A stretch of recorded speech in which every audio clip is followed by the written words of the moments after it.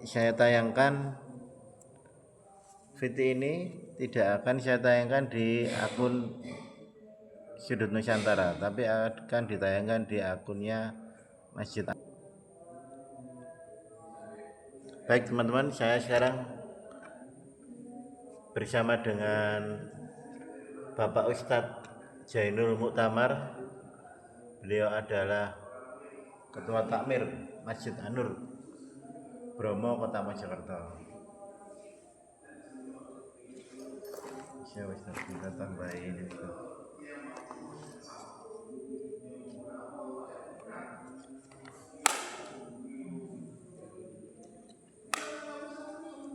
Kita bahas yang clip on dulu teman-teman.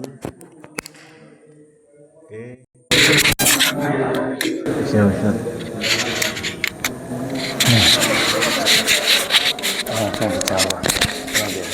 Menunggu.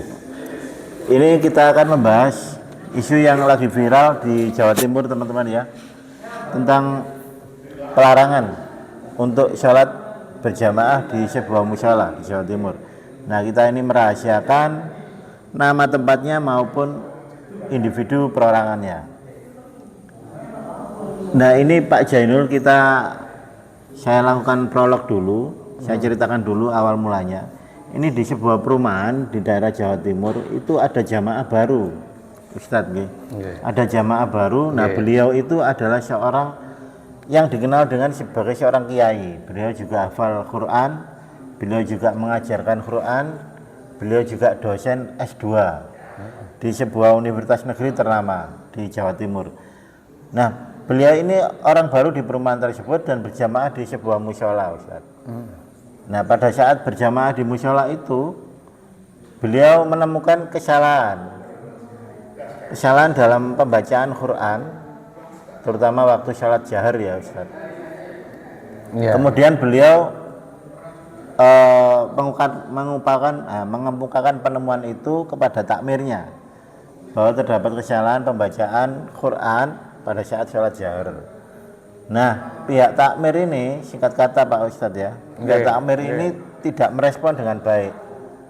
Malah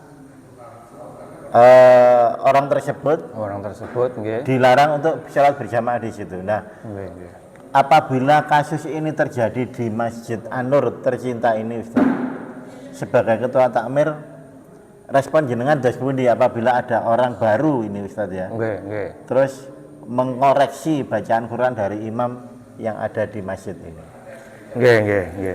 Terima kasih Mas Yongki.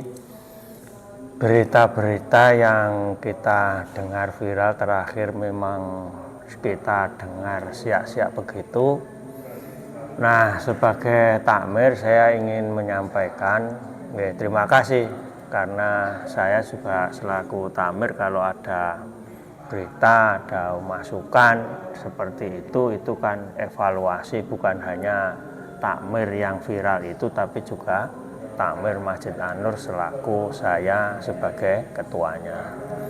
Nah, begini, untuk masalah bacaan imam ketika dia mengimami, itu memang ada beberapa persyaratan-persyaratan untuk menjadi imam, entah itu segi kematangannya, segi bacaannya, kemudian segi akhlaknya dan seterusnya. Itu ada semacam kriteria-kriteria seseorang diangkat menjadi imam.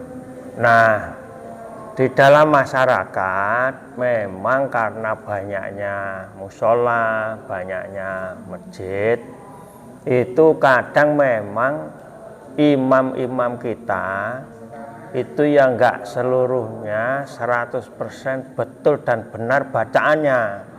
Ya mungkin ada sedikit-sedikit, ada matnya kurang panjang, ada semacam bacaan idgham bi gunahnya, ada nawalut dan sebagainya, ada kekurangan-kekurangan.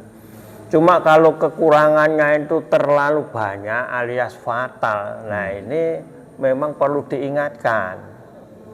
Jadi kalau kita ini jadi imam, jangan sampai kemudian ada masukan kemudian ada semacam peringatan bacaan atau ada evaluasi, ya monggo imam-imam itu lapang dada untuk mengkoreksi, mengevaluasi. Nah, saya memberikan saran, ya kalau bisa yang memberi masukan itu ya diberi semacam kejelasan, ini bacaan apa. Katakan imam tadi ya katakan menyampaikan atau mengimami surat duha. Ini mestinya ini dijelaskan secara gamblang dulu. Jangan langsung diantem. Ini kelirunya di mana. Nah, nanti kalau sudah begitu yang sudah disampaikan, hafid Mas Yongki ya. Hafid, ya karena hafid saya juga memahami, dia karena hafid ya tahu betul. Nah, saya menyarankan takmir ya mestinya ya evaluasi. Evaluasinya dengan cara apa? Sekarang ini ada pengajian-pengajian tahsin, baik di intern masjid atau di media sosial. Itu saya sering mengupload atau sering nyetel dengan judul tahsin. Itu sudah banyak pelajaran-pelajaran, pengajaran-pengajaran agar bacaan kita itu betul. Di dalam ayat itu kan alladzina atainahumul kitab yatlunahu haqqa tilawatih ulaika yu'minuna bihi wa may yakfuru bihi fa ulaika humul khosirun. Artinya memang bacaan imam itu diharapkan betul, haqqa tilawati itu bacaan yang betul. Nah, bagaimana bacaan itu harus betul? Ya belajar semuanya. Khususnya bagi imam ya memang diharapkan untuk betul, karena memang anjurannya itu adalah haqqa tilawati, bacaan yang betul. Bahkan Rasulullah itu ketika puasa Ramadan itu mesti murojaah. Ya cara saiki tahsin lah, murojaah siapa yang mendengarkan? Yang mendengarkan adalah malaikat Jibril. Itu tiap puasa Rasul kita itu. Supaya apa? Bacaannya itu betul. Saya kira itu pengantar kita, jadi evaluasi perlu, merubah sikap itu perlu, jangan main-main wis diberi masukan malah gak oleh jamaah neng masjid, itu kan sebetulnya juga riskan. Mestinya ya masing-masing secara persuasi. Saya kira begitu untuk ini jawaban sementara gitu. Iya, terima kasih. Terima kasih begitu teman-teman ya untuk jawaban dari Ustadz Jainul sebagai ketua takmir di Masjid An-Nur ini, bahwasanya kita sebagai takmir harus introspeksi diri apabila terdapat koreksi dari jamaah. Apalagi ini jamaah baru. Baru ini. Iya, jamaah baru. Iya. Jadi kita harus berlapang dada sebagai takmir gitu. Harus berlapang dada. Dan mengoreksi diri. Begitu teman-teman, silakan mengikuti TikToknya Masjid An-Nur karena ini akan diupload di TikToknya Masjid An-Nur, Masjid An-Nur Blog. Terima kasih. Wassalamualaikum warahmatullahi wabarakatuh. Waalaikumsalam warahmatullahi wabarakatuh. Makasih. Pinten menit, Bu?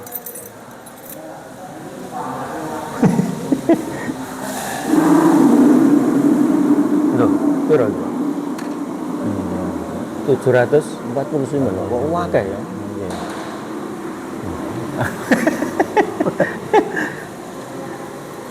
Nah, semalam kan saya live dengan itu Ustadz Edi Subarnowo. Nggih, Piro mboten follower? Mboten pakai ini, pakai ini.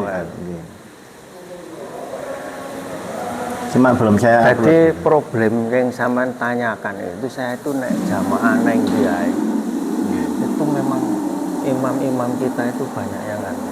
Nah, untungnya awake dhewe ben Jumati sekaligus menjawab sajane. Walaupun memang jenenge wong maca ya. Ga iso bener 100%. Ga iso, Pak.